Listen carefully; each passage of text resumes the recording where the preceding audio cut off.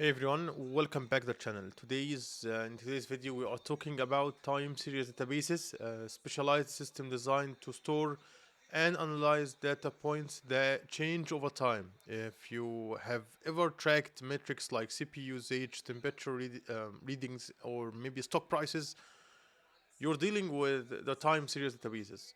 So let's try to dive in. First, we need to understand what is exactly a time series database.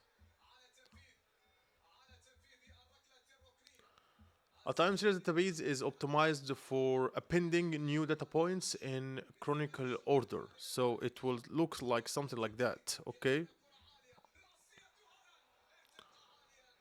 It's yeah, it's built to handle large volume of time stamped data efficiently as well as to provide fast queries and aggregations over time windows. Unlike traditional relational databases, the time series databases focuses on time-based indexing and querying, making them ideal for real-time analytics, performance metrics, or Internet of Things sensor data. I guess you need to understand a common usage of the time series database. The usage, I would say, first it will use heavily in monitoring and metrics like CPU usage, memory utilization, application performance monitoring.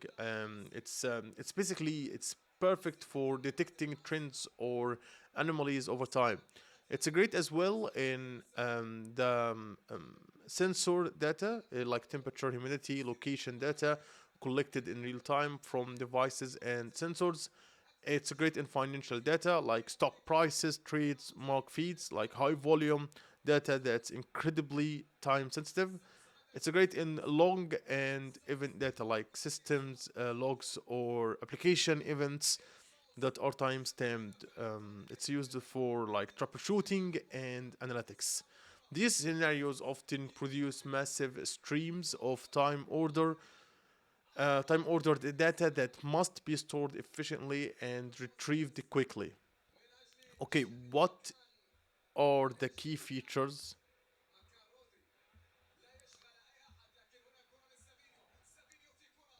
of the time series database? The first thing we have the time-based indexing. Like data is automatically indexed by timestamps, allowing for fast range queries. Number two, compression and downsampling. Like many time series databases compress data and offer down sampling to reduce storage by aggregating older data into a coursal time buckets. It also has what we called high throughput writes. It's built to handle continuous inserts at high velocity, often from multiple resources. Number four, efficient aggregations like functions like max, min, average, or maybe sum, or custom metrics are optimized for time windows like 5 minutes or 1 hour retrieval, something like that. These features help manage the continuous stream of new data points and allow you to retrieve or derive insights without manual dealing with complex table joins or indexing. Okay, um, we need to talk about some popular time series DBs. Um, we have like Influx, which is a widely used open source time series database. Also, there is time scale database, which is built on top of PostgreSQL, offering time series extensions. It's good for SQL lovers as well. There are other type like there is a Prometheus, which is a monitoring focuses focused time series database for metric in cloud native environments. And yeah, there are more than that. Each has its unique features. Some use SQL-like language, some integrate seamless with monitoring systems, and others excel at horizontal scaling. Choosing the right time series database depends on your data use case and ecosystem. Um, yeah, I guess because time series database is quite unique, we need to talk about the data modeling. Um, modeling.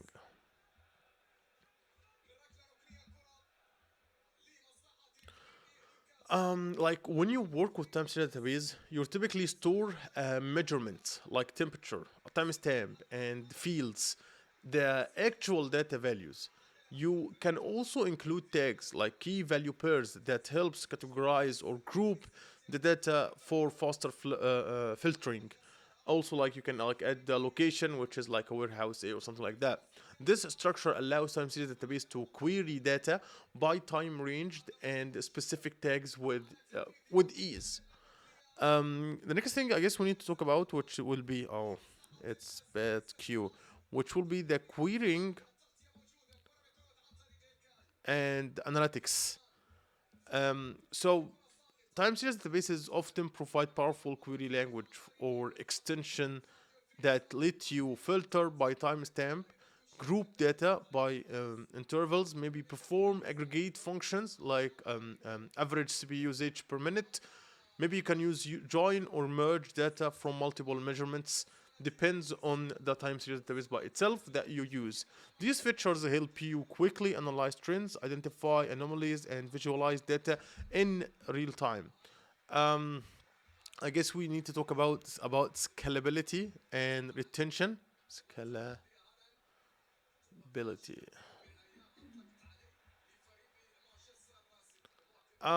First, we need to talk about horizontal scaling. Like many time series databases provide clustering or sharding to handle ever growing data sets. Number two, we have data retention policies like define how long raw data should be kept. All data can be aggregated or deleted to save space. Number three, we have down sampling, like rolling up all the data into a cursor time intervals helps keep storage and query performance quite manageable.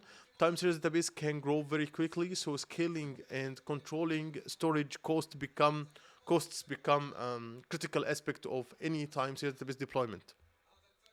We can talk about some best practices that we need to follow. This B is pretty trash. Yeah, some best practices that we need to follow.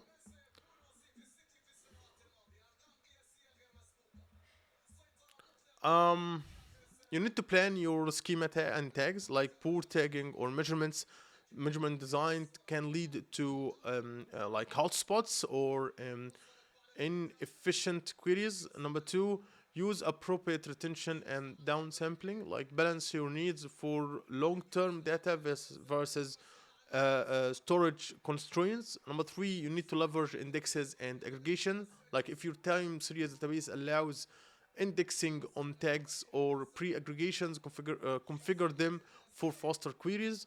Number four, integrate with visualization tools like Grafana or chronograph, make it easier to monitor and visualize time series data. Number five, monitor write and the query performance. Like keep track of ingest rates, query latency, and memory disk usage to catch issues early. Um, okay, when not to use time series database. When not to use them. I would say if you have a complex relational queries for or many table joins, if transactional integrity, which is asset transaction across multiple entities, is pretty important.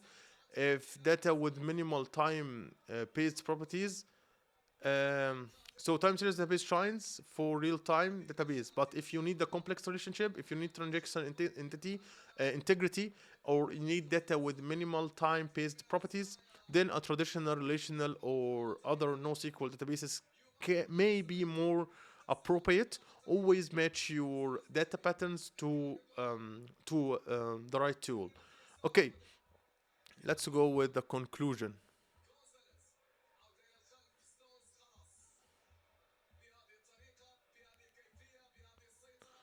So, um, databases, time series databases, they are specialized tools for handling fast writes, massive time stamped datasets, and powerful time based queries.